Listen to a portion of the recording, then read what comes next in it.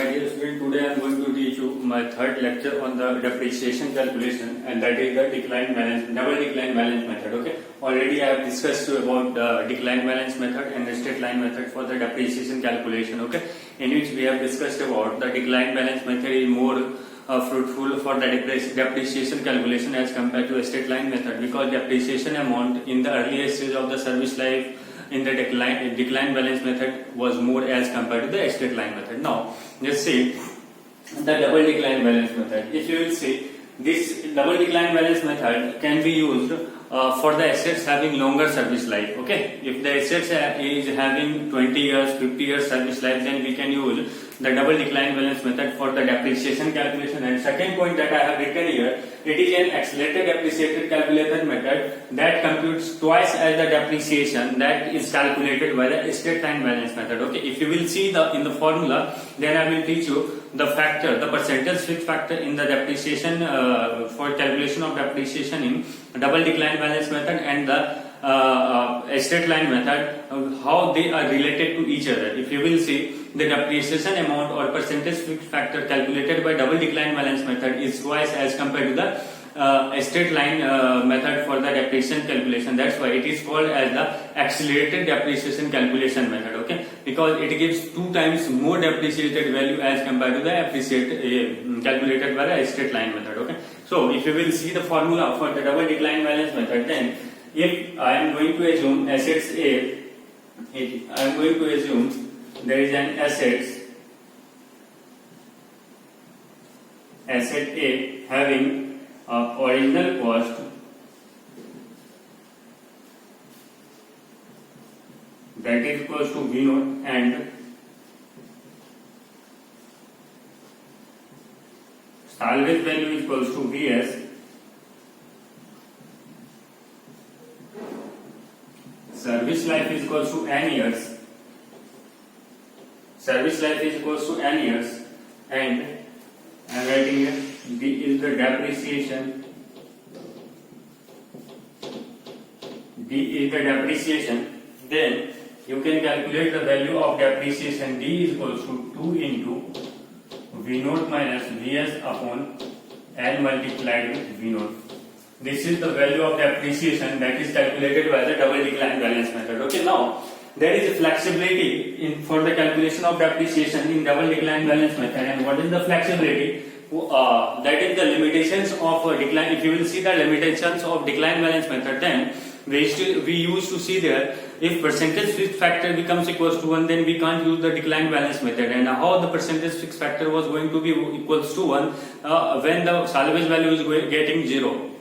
Okay, so this method was the salvage value equals to 0 was the restrictions for the decline balance method. So this method can be used if salvage value is equals to 0. Okay, so I am writing here this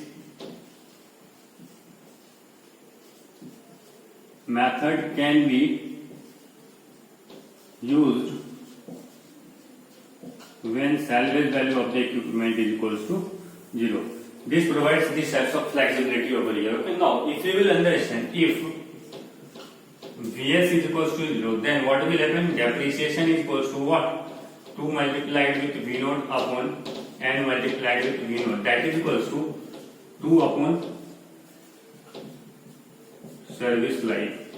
So if salvage value is equals to 0, then this is equals to 2 upon service life. Okay, now this is the formula of depreciation calculation. Now again, what will happen here? So you can calculate. So this is the value of F. Sorry, this is the value of F. F is percentage fixed factor. Percentage fixed factor. Okay. Now, if you will see, I am just working it out from here. Book value of an assets at a particular year, if you want to write, then you can write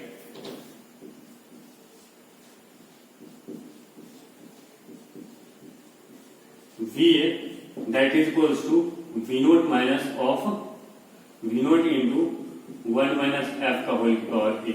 Okay, V0 into 1 minus F ka whole power. Already I have just showed you in the calculation of book value in the decline balance method, the same formula we will be using only. The formula for percentage fixed factor will get changed. Okay. So here you have seen there is a percentage fixed factor already you have calculated. Now I am just going to let it explain with the help of a graph. If you will see the graph of I am just going to combine the graph of both three methods. Then you will see from the graph. The graph will be like in this way.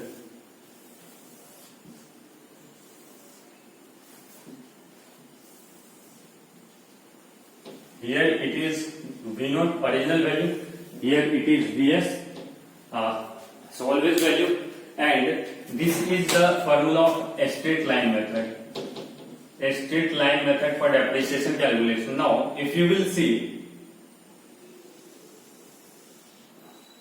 and this is the formula of I will tell you later on, and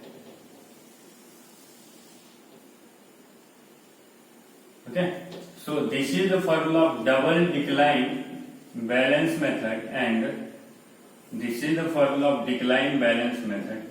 Okay, so these three graphs you can see here. This is n. Okay, here it will be 0. So from the graph you can see.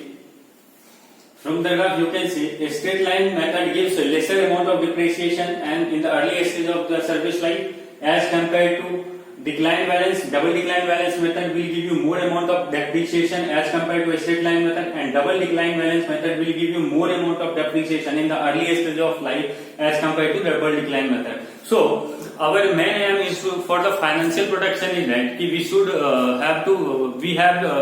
will be considering that we will be doing that types of things for the plant, that we have to pay less amount of tax in the early stage of life. Without in the early stage of plant life, what used to happen, we will be lagging in the amount of shortage of amount or shortage of the capital. Okay, so we will be thinking in a situation, we will be thinking that we have to pay lesser amount of lesser amount of tax in the early stage of life. So we will be using those methods which provides more amount of depreciation. From there we will give lesser amount of tax to the government, so that and there will be we won't be living the situation for the financial crisis. Okay, so now one of the best method for the depreciation calculation up to here is decline balance method. Okay, so decline balance method will be more preferable method as compared to any other depreciation calculation method. Okay, already. And next method I am going to teach you, that is the sum of year digital method. Okay, sum of year digital method. This is the last method for the depreciation calculation which does not consider time value of money.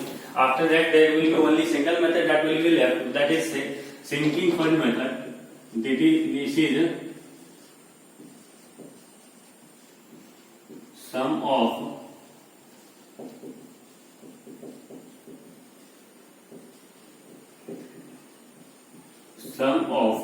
year digital method. Okay, here what we used to do, generally if you will see in the sum of year digital method, it is an arbitrary process for the determination of depreciation which gives similar to the obtained by the decline balance method. Okay, if you will see, this is an arbitrary process that will give you similar types of depreciation that is given by the decline balance method. Okay, so if you will see calculation for depreciation in the sum of year digital method, how will we proceed in this? Just you have to understand. Here you can see yearly depreciation factor.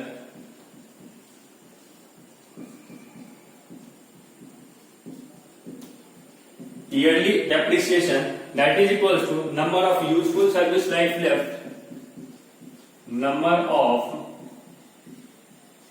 useful life left upon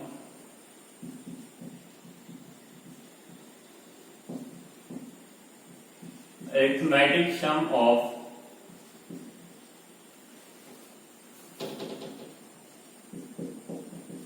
all the digits up to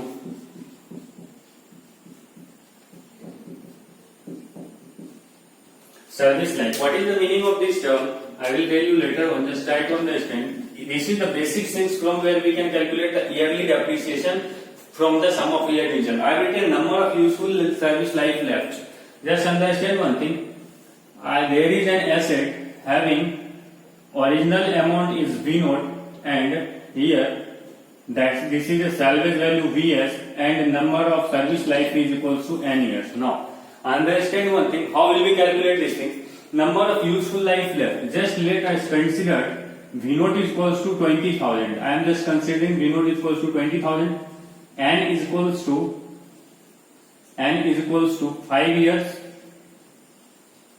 and Vs that is equals to, just consider 5,000. Vs that is equals to 5,000. Okay. Now from here, just generally consider 2,000. It will be very easy to for you for calculation purpose. Then, if you will see, then that for that particular questions, I am just writing depreciation